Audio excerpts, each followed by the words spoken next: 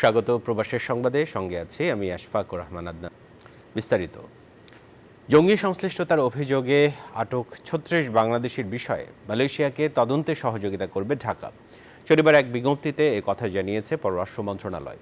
এতে জানানো হয়, আটককৃতদের বিরুদ্ধে আনা অভিযোগ সম্পর্কিত তথ্য দিতে কুয়ালালামপুরকে অনুরোধ করা হয়েছে। আটক ব্যক্তিদের মধ্যে ৫ জনের বিরুদ্ধে মালয়েশিয়ার আদালতে আনুষ্ঠানিক অভিযোগ দায়ের করা হয়েছে। বাকিদের বিষয়ে তদন্ত বা দেশে ফেরত পাঠানোর প্রক্রিয়া চলছে।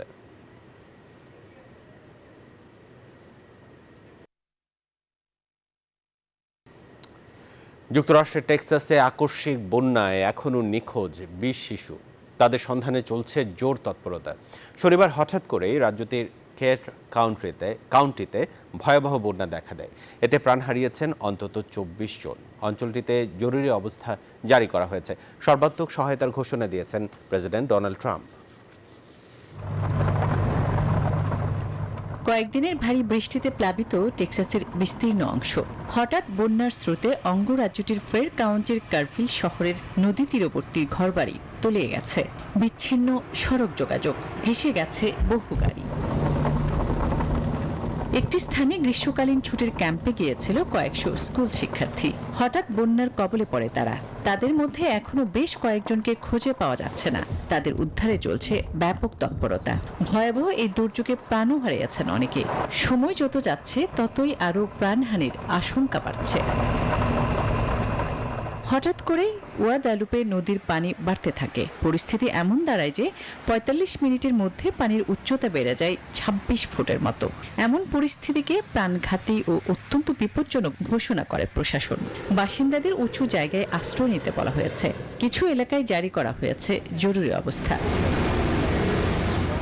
দুর্যোগপূর্ণ আবহাওয়ায় ব্যাহত হচ্ছে উদ্ধার কাজ। এরই মধ্যে ব্যাপক তৎপরতা চালিয়ে যাচ্ছে কোস্টগার্ড ও ফেডারেল ইমার্জেন্সি ম্যানেজমেন্ট এজেন্সি সহ বিভিন্ন সংস্থার কর্মীরা।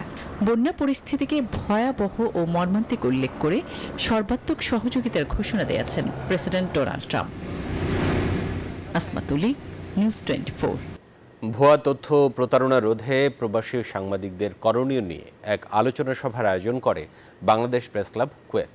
সম্প্রতি কুয়েতস্থ আব্বাসিয়া মোজাম্মার স্কাই টাচ ট্রাভেল এজেন্সির হলে প্রেস ক্লাবের সভাপতি মঈনুদ্দিন সরকার সুমনের এই আয়োজনে সভাপতিত্ব করেন।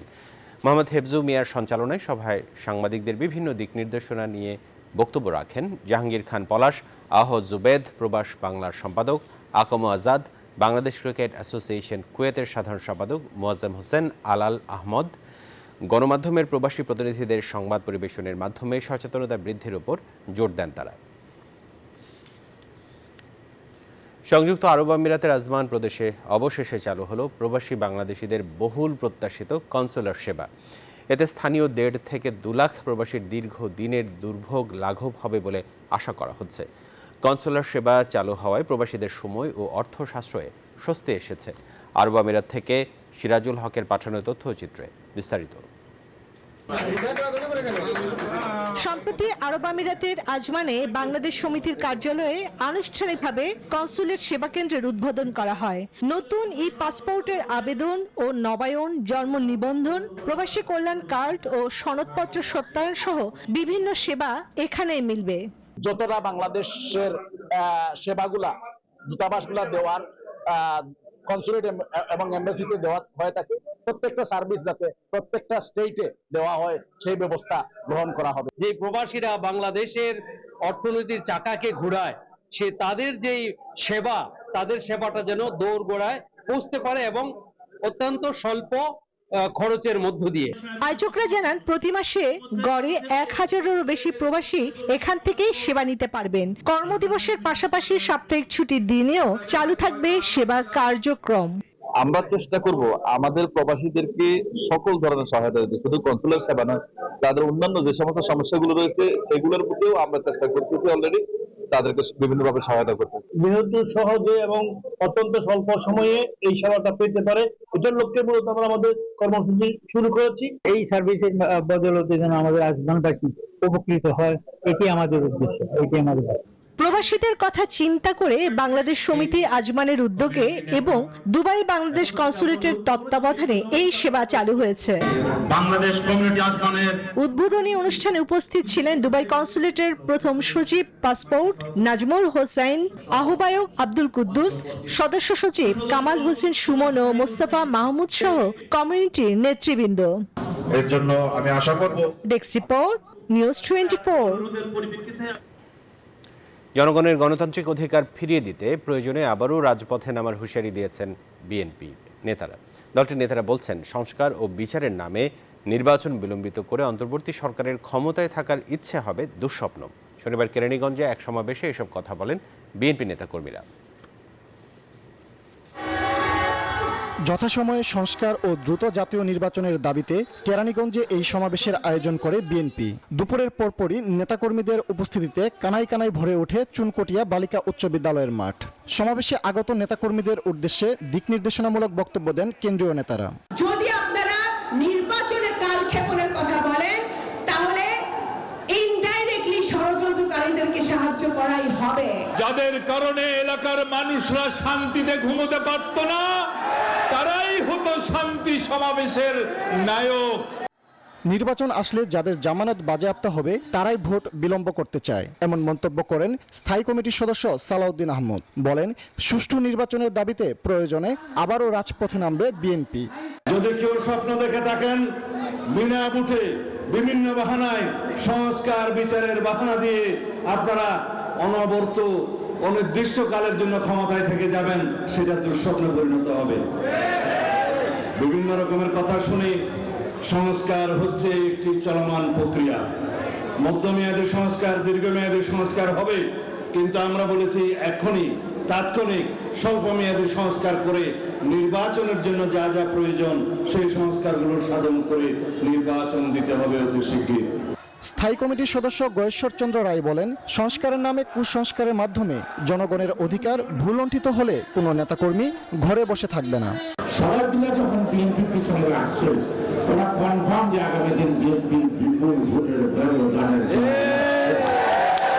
এই কারণেই ওরা নির্বাচন নাকি সাদের মোবারক নাই, নাকি কবি হাওয়াজে আড্ডা মারা, নাকি বিয়ে সাদের দরকার নেই, এমনি তো চলবে না। নির্বাচন করতে হবে। নির্বাচন আটকানোর শক্তি কারো হাতে নাই যদি আমরা নাম।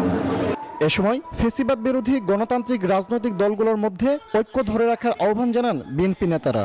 আগামী দিনে বিএনপি ক্ষমতায় আসলে কৃষক, শ্রমিক জনতার জন্য কি পদক্ষেপ গ্রহণ করবে। ফজলে রাব্বি সৌরভ, নিউজ 24, ঢাকা। পিআর পদ্ধতিতে নির্বাচন হলে ফ্যাসিজমের পথ বন্ধ হবে নির্বাচন বাণিজ্য।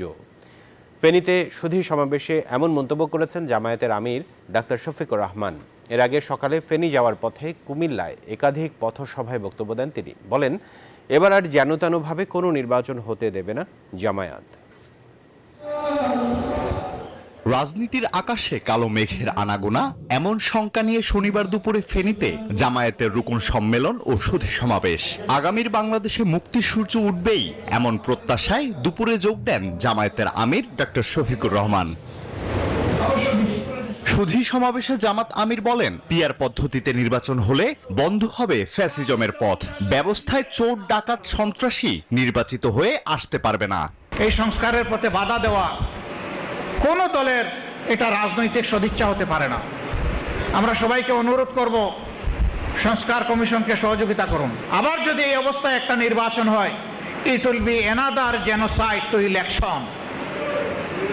এটা হবে নির্বাচনকে গণহত্যা করার শামিল। দেশ কোন দুর্বৃত্তের হাতে গিয়ে বন্দী হয়ে যা, আবার একটা ফ্যাসিবাদ চলে আসুক, এটা আমরা চাই। এর আগে সকালে ফেনী যাওয়ার পথে কুমিল্লায় একাধিক পথসভায় বক্তব্য দেন জামাত আমির। কুমিল্লার আলেখারচর বিশ্ব রোডে এক পথসভায় তিনি বলেন, এবার আর যেনতেন নির্বাচন মেনে নেওয়া হবে না। এ সময় নেতাকর্মীদের প্রস্তুত থাকারও আহ্বান জানান তিনি। আমরা 14, 18 এবং 24 মার্কা কোনো নির্বাচন দেখতে চাই না। যারা দেশকে ধ্বংস করছে তারা কোনোভাবেই নির্বাচনে আসার সুযোগ পাবে না বলেও হুঁশিয়ারি করেন জামাত আমির। আলহাদি খান, ডেস্ক রিপোর্ট, নিউজ 24। জুলাই সনদ নিয়ে টালবাহানা করে আওয়ামী লীগকে বাঁচানোর চেষ্টা চলছে। রাজশাহী বিভাগের এনসিপির জুলাই পদযাত্রায় এসব কথা বলেন দলটির আহ্বায়ক নাহিদ ইসলাম। অন্য নেতারা বলেন, বিচার সংস্কারের পরই হতে হবে নির্বাচন। পুরনো রাজনীতির নির্বাচনী খেলায় তারা প্লেয়ার হতে চান না, বলেন এনসিপি নেতারা। বৃষ্টি উপেক্ষা করে নতুন বাংলাদেশ গড়ার বার্তা নিয়ে এখন রাজশাহী বিভাগের পথে পথে জাতীয় নাগরিক পার্টি এনসিপির পদযাত্রা। শনিবার বগুড়ার সাতমাথায় পথসভায় অংশ নেন নাহিদ, হাসনাত, সার্জিস ও আক্তাররা। এ সময় বগুড়ার প্রশাসন এনসিপির সঙ্গে বৈষম্যমূলক আচরণ করছে বলেও অভিযোগ করেন তারা। এনসিপির আহ্বায়ক নাহিদ ইসলাম বলেন, আওয়ামী লীগকে বাঁচাতে কেউ কেউ জুলাই সনদ নিয়ে টালবাহানা করছে। জুলাই ঘোষণাপত্র, জুলাই সনদ নিয়ে টালবাহানা হচ্ছে। জুলাই ঘোষণাপত্র অবশ্যই নতুন সংবিধানে যুক্ত হবে। জুলাই কেবল কোনো আবেগের বিষয় নয়, জুলাই আমাদের রাজনৈতিক ইস্তেহার। জুলাই সনদের গুরুত্ব তুলে ধরে সার্জিস আক্তাররা বলেন, বিচার সংস্কারের পরই হতে হবে নির্বাচন। পুরনো রাজনীতির নির্বাচনী খেলায় তারা প্লেয়ার হতে চান না। আওয়ামী লীগকে বাংলাদেশের রাজনীতিতে কেউ যদি পুনর্বাসিত করতে চায়, তাদের বিরুদ্ধে এই বগুড়াবাসী প্রতিরোধ করে তুলবে। নেতারা আরও বলেন, শুধু ক্ষমতা বা দলের পরিবর্তন নয়, দেশের রাজনৈতিক ব্যবস্থা ও মাফিয়া দুর্নীতিবাজ সিস্টেমের পরিবর্তন করতে হবে। দেশ গঠনে জুলাই পদযাত্রা, তিনটি লক্ষ্য: বিচার, সংস্কার এবং রাষ্ট্র গঠন। ঐক্যবদ্ধ থাকতে হবে। জুলাইয়ের সকল শক্তি ঐক্যবদ্ধভাবে আমরা পরবর্তী বাংলাদেশ বিনির্মাণ করব। দেশ গড়তে জুলাই পদযাত্রার পঞ্চম দিনে বগুড়া, জয়পুরহাট ও নওগাঁয় পথযাত্রা করছে এনসিপি। Desk report, news 24। আন্তর্জাতিক অপরাধ ট্রাইব্যুনালের দণ্ডিতরা নির্বাচনে অংশ নিতে পারবেন না, বলেছেন অ্যাটর্নি জেনারেল মোহাম্মদ আসাদুজ্জামান। শনিবার রাজধানীতে এক অনুষ্ঠানে কথা বলেন তিনি। অ্যাটর্নি জেনারেল বলেন, নিষিদ্ধ আওয়ামী লীগকে সহযোগিতাকারীরাও অপরাধী। ছাত্র জনতার জুলাই অভ্যুত্থানের মুখে ৫ আগস্ট দেশ ছেড়ে পালিয়ে যান সাবেক প্রধানমন্ত্রী শেখ হাসিনা। জুলাই হত্যার ঘটনায় এখন ট্রাইব্যুনালে বিচারের মুখোমুখি শেখ হাসিনা সহ আওয়ামী লীগের মন্ত্রী, এমপি ও নেতাকর্মীরা।